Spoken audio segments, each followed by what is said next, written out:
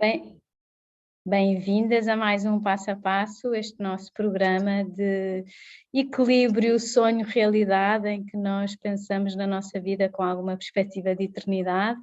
E recordava a última sessão, que foi sobre a confissão, também tive ecos bastante positivos desta sessão, e fiquei a pensar que talvez ajudasse a remeter as pessoas para algum exame de consciência concreto, porque falei da importância do exame de consciência, mas pode ter-se ficado a dúvida de como fazer exatamente o exame de consciência. Há pessoas que recorrem aos mandamentos e veem amar a Deus sobre todas as coisas. Será que Deus realmente é o Senhor da minha vida e da minha existência? Ou tenho outros senhores, outros pensamentos que hierarquicamente são superiores? As virtudes, caridade, esperança, fortaleza, temperança. Não falei dos outros mandamentos, mas podemos falar, ou posso percorrer rapidamente. O segundo, não invocar o santo nome de Deus em vão, o respeito por Deus e pelas coisas de Deus. O terceiro mandamento, em que nós pensamos santificar os domingos e festas de guarda, como é que eu vivo realmente os domingos, cada dia santo, se vou à missa, se me dedico algum tempo à oração.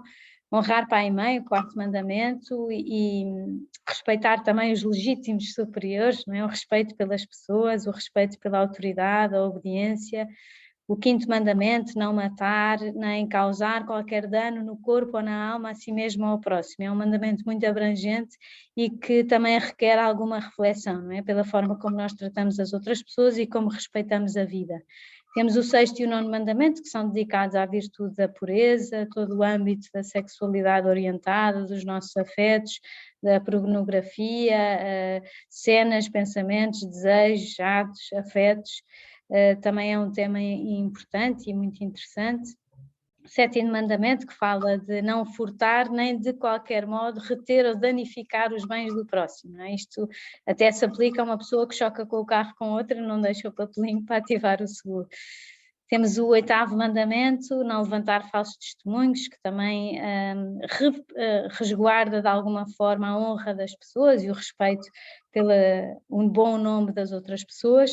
E o décimo mandamento, não cobiçar as coisas alheias, não é? Portanto, é uma panóplia de convites a nós vivermos realmente de acordo com a nossa dignidade de filhos de Deus, e que quando nos vamos confessar podemos realmente revisitar cada um dos mandamentos e verificar realmente como é que é a nossa resposta a Deus neste âmbito.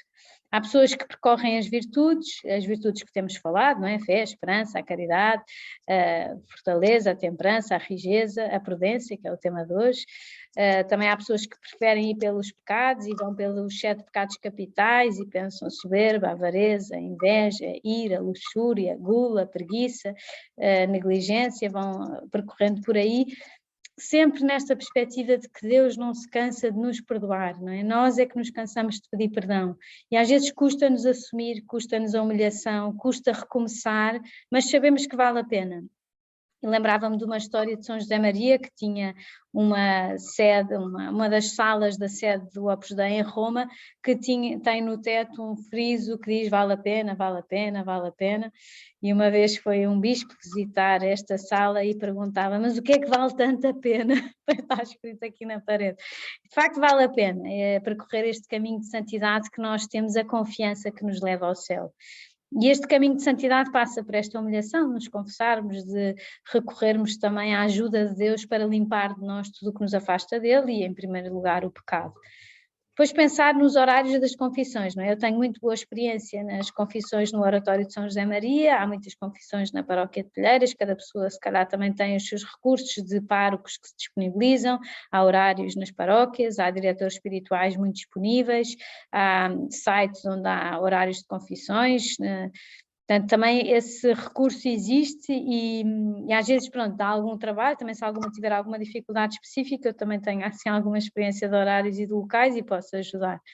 Mas a ideia aqui é nós vermos realmente que a graça de Deus transforma a nossa capacidade de amarmos a Deus e os outros, e que, como diz o Papa Francisco, a essência do cristianismo é propagar este amor regenerante e gratuito de Deus, com essa atitude de acolhimento e de misericórdia para com todas as pessoas, para que cada pessoa possa encontrar também através de nós a ternura de Deus, não é? Receber essa plenitude de vida, graças também à nossa correspondência, à nossa adesão à graça de Deus que vai atuando na nossa alma. Tudo isto para recapitular o tema da confissão, que foi o último, e também dar assim alguns recursos para podermos fazer bem o exame de consciência, que também no site do Opus Dei há alguns exames de consciência que podemos fazer, e para vermos também como é que estamos a aproveitar este sacramento. E vamos ao tema de hoje, que é a prudência. E também na última sessão recordei o pensamento de São Tomás de Aquino, não é? Que distingue na prudência 3 etapas: a deliberação, a decisão e o império. Portanto, as 2 primeiras dão-se na razão e a terceira leva-nos à ação. Portanto, também pensar que não há prudência se não há atuação, não é? E aqui podemos aproveitar o exemplo de São José, e convido-vos também a ver as audiências que o Papa agora está a dedicar a São José em janeiro, e esta que eu recolhi aqui algumas ideias é do dia 26 de janeiro, em que o Papa recorda São José como o homem que sonha. E fala da importância do sonho, que simboliza a vida espiritual de cada um de nós, não é? Na cultura dos povos antigos, os sonhos eram considerados como meios pelos quais Deus se revelava. E Deus revelou-se em São José também nos seus sonhos, não é? E revela-se também a cada uma de nós, de alguma forma, mas pronto, aqui a ideia é fazermos o paralelismo com esse espaço espiritual interior que cada uma de nós é chamada a cultivar e a preservar, e onde Deus se manifesta e muitas vezes se nos fala.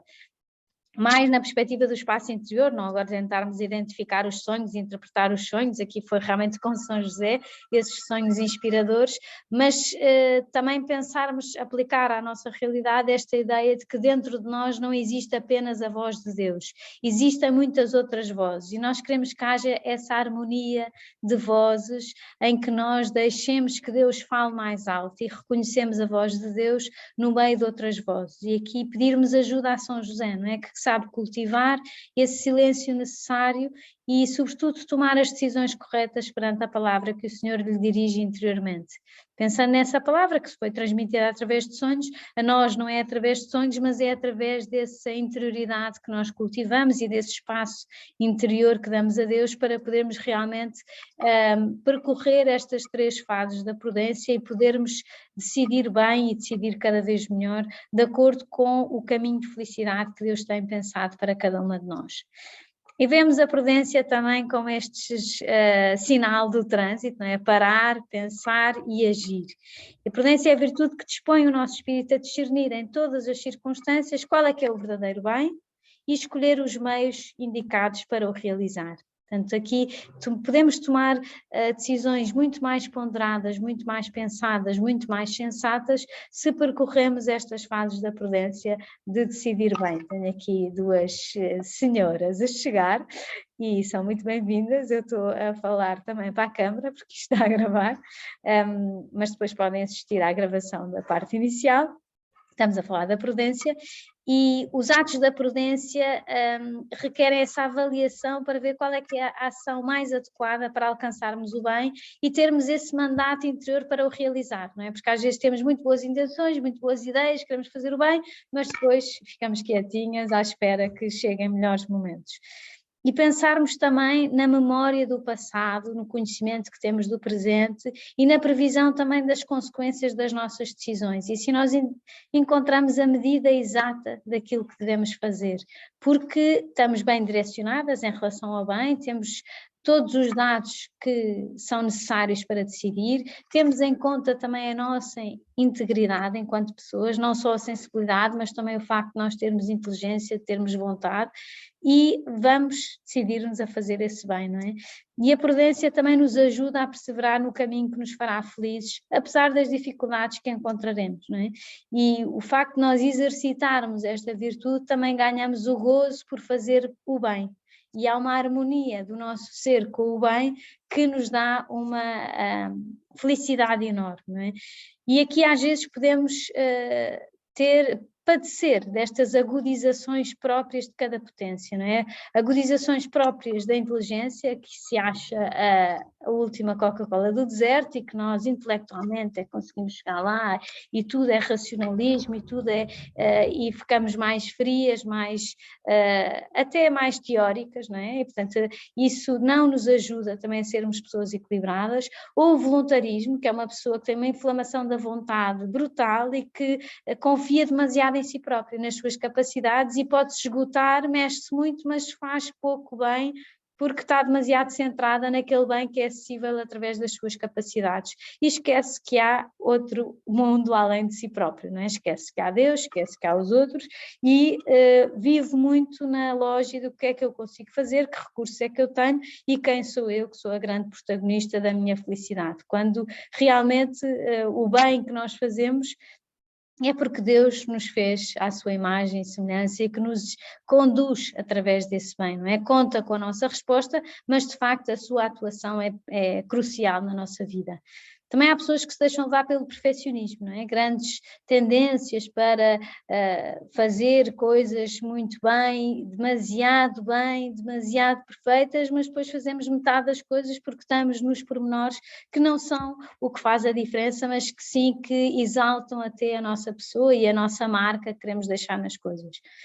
Depois temos o sentimentalismo, é uma pessoa que se eu sinto, tudo bem, se eu não sinto, então é melhor não fazer.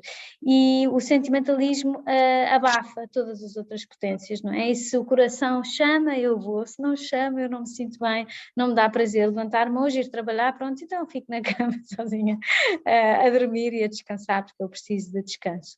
Portanto, aqui estarmos atentas a estas inflamações da inteligência, da vontade e dos sentimentos, preparando a nossa pessoa, não é, integralmente para boas decisões, para bons discernimentos, para boas escolhas alinhadas com o bem, não é? Vamos afinando a nossa vontade, vamos educando o nosso coração para que de facto amem e desejem o verdadeiro bem, não é? E assim ficamos pessoas equilibradas e muito mais felizes e preparadas para orientar-se para fins bons, para meios justos, para percorrer o caminho do bem com imenso gozo por fazer o bem. Isto faz-nos entrar num ciclo virtuoso, não é? Não é o ciclo vicioso, mas o ciclo virtuoso, porque uma pessoa que gosta de fazer o bem, gosta cada vez mais de fazer o bem e vai se habituando a fazer o bem. Para isso precisamos de pedir um coração sábio, não é? E estas semanas nós estivemos a ler a leitura do Livro dos Reis, que nos conta a história de Salomão, que inicialmente pediu a Deus um coração sábio, é um exemplo de prudência, porque estava atento à voz de Deus, às insinuações de Deus, nessa escuta vigilante, mas depois deixou-se levar e foi... realmente acabou mal a sua história, não é? Porque rejeitou Deus e poderia ter seguido o caminho do pai, não é? O caminho o rei David foi pecador, mas depois arrependeu-se e converteu-se e de facto temos a convicção de que está no céu. Salomão, que era sempre equilibrado, não tinha cometido pecados graves, não tinha, estava super ponderado, a verdade é que depois se deixou levar. Porquê? Porque o coração se foi desviando um pouco de cada vez, deixou-se levar pelo engano, não é? Das coisas, da fama, da importância, e foi enfraquecendo o seu coração. E nós às vezes podemos deixar por isto, não é? Eu não mato ninguém, eu não faço mal a uma mosca, eu sou uma pessoa tranquila, eu faço tudo mais ou menos, estou dentro dos parâmetros razoáveis para entrar no céu, se calhar estou um bocadinho no purgatório e tal, mas está tudo bem, está tudo mais ou menos controlado, acho que Deus não está triste comigo. Mas nós temos que ambicionar a muito mais, não é? Porque se nós deixamos o nosso coração arrefecer, ele desliza lentamente para longe de Deus, porque nos vamos habituando às negligências que nos afastam de Deus. E nós não queremos enfraquecer o coração, não é? Temos que estar atentas ao que Deus nos vai soprando através do contacto com outras pessoas, através também da nossa correspondência à graça e da nossa vontade de fazer o bem e do nosso gozo de fazer o bem. Para isso é preciso rezar e meditar a palavra de Deus, não é? Porque na palavra de Deus temos a história da redenção, a história da salvação, em que temos o Antigo Testamento, os profetas, toda a preparação para a vinda de Jesus Cristo e que tem muito significado. Estava agora a falar do Livro dos Reis com a história de Salomão. Depois temos a história da redenção, não é? Toda a vida de Cristo, em que para nós é uma aprendizagem, porque encarnou e assumiu a nossa natureza humana, igual a nós em tudo, exceto no pecado, mas que há muito de parecença connosco, há muita aprendizagem, é sempre boa nova o que nós podemos aprender, não é? Evangelho significa boa nova, é sempre atual a mensagem do Evangelho, portanto não temos nada a perder, antes pelo contrário, temos muito a ganhar se aprofundarmos, se digerirmos, se meditarmos na palavra de Deus que nos é transmitida pelo Evangelho. E temos também o caminho da Igreja, não é? Depois temos os Atos dos Apóstolos e todas as cartas e as epístolas que nos ajudam também a atualizar o nosso desejo de sermos a Igreja que Deus quer para este século, para este mundo. E houve um dos passos a passos que eu apelei à nossa participação no sínodo que o Papa convocou e que todas as paróquias estão a recolher ideias de todos os católicos que queiram colaborar, também para que a Igreja seja mais próxima dos fiéis e da sociedade e esteja atualizada também nas formas de comunicar a sua fé, e nós temos essa responsabilidade e queremos também assumir essa responsabilidade e ajudar o Papa nesta missão de conduzir a Igreja neste mar que às vezes está um bocadinho turbulento, mas que não deixa de ser a porta de salvação e a estrutura que Deus pensou, a família que Deus criou para que nós pudéssemos chegar ao céu dentro desta barca que é a Igreja, que é pilotada por São Pedro e agora pelo Papa Francisco, não é? Temos também esse desejo de liberdade metido em nós, e às vezes esta questão da prudência, de pensar muito, pode-nos baralhar um bocadinho a liberdade, mas nós vemos que a sabedoria de Deus feita carne em Cristo tem uma prudência e uma liberdade perfeita, não é? E em nós tudo é limitado, também a liberdade. Portanto, a liberdade para nós é uma tarefa, não é absoluta porque nenhuma das nossas faculdades é absoluta, e o limite do nosso querer é o limite do nosso ser. Nós temos uma inteligência que procura a verdade, uma vontade que procura o bem, e a liberdade não é a negação da espontaneidade, a liberdade é essa capacidade que nós temos de escolher o bem por nós próprios, optar pelo bem, porque a eleição do mal é uma imperfeição da nossa liberdade. Escolhemos o mal porquê? Porque tem uma aparência de bem, porque também já falámos disto, não é? Esta nossa estrutura humana, nós todos os seres humanos estão criados estruturalmente para fazer o bem e evitar o mal.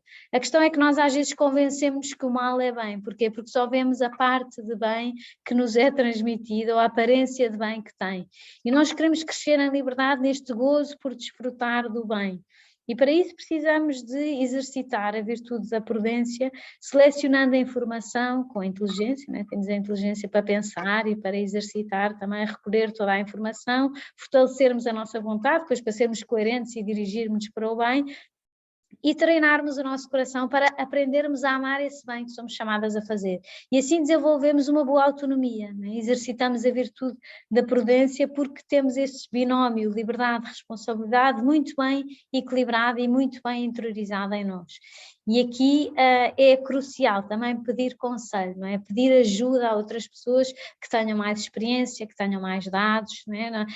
Está muito na moda os consultores. Os consultores da vida espiritual também é bom que estejam na moda, não é? Porque se nós vamos a um PT, vamos a um especialista, vamos a um médico especialista em determinada área, para nós não nos faz confusão nenhuma recorrer à ajuda profissional, pessoal, social, de pessoas que são peritas em determinadas matérias. O diretor espiritual é precisamente uma pessoa perita no caminho de santidade das outras pessoas, não é? E alguém que nos pode ajudar também a abrir os olhos para as consequências da nossa atuação, da nossa maneira de ser, do nosso estilo de relacionamento com Deus, da nossa interioridade, da nossa forma de escolher o bem.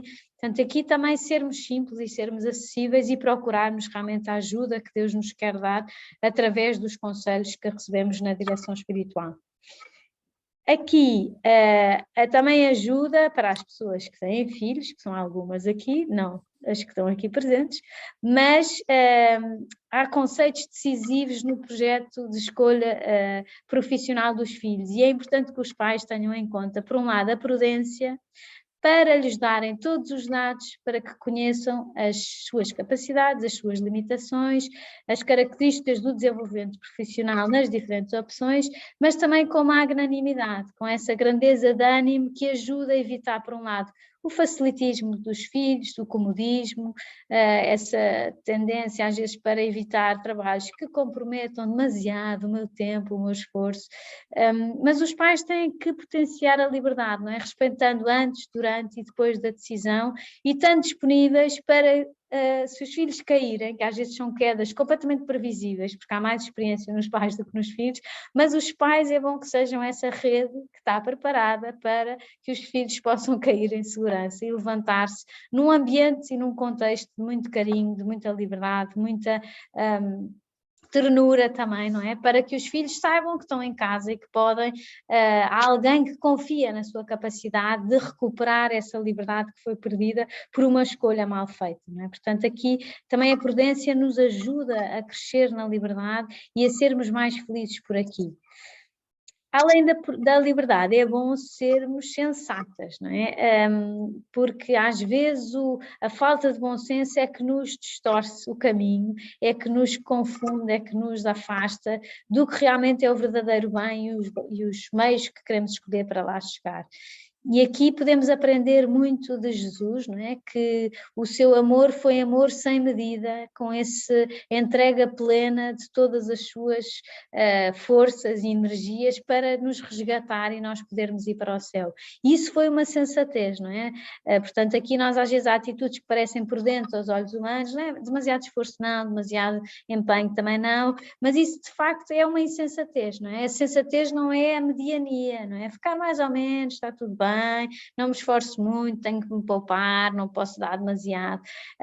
O que é insensato é a pessoa que se protege, é a pessoa que acumula, que se defende, que não se quer entregar totalmente às coisas, às pessoas, a Deus, como aquele jovem do Evangelho, não é? O jovem rico, o que é que me falta para alcançar a vida eterna? Cumpre os mandamentos. Também está mais ou menos controlado. Então, deixa tudo o que tens, dá-o aos pobres, vem e segue mais, isso é que já é mais difícil e tal.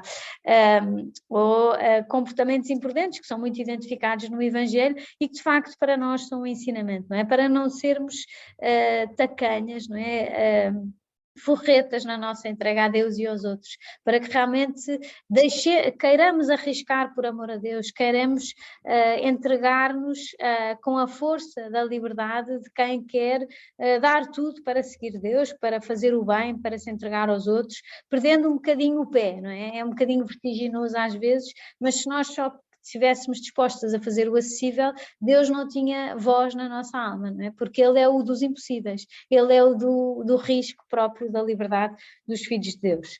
Eu aqui agora vou interromper, isto é uma coisa que faz parte da praxe, interrompemos aqui para pensarmos na sensatez, no nosso bom senso, e voltamos a entrar no mesmo link já de seguida. Portanto, eu vou interromper aqui a gravação. Vou interromper aqui só um bocadinho.